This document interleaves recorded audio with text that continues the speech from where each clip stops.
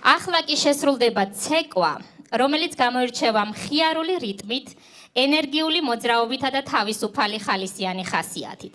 შევეგებოთ ანსამბლი ქართველის უმცროს თაობას, ცეკვა აჭარული. თუ ქართველი ხარ, რას ფიქრობ? თუ აშკაცი ხარ, რას მეტყვი? გესმის? იქ დაოღრარჯეთში როგორ მღერიან ბავშვები.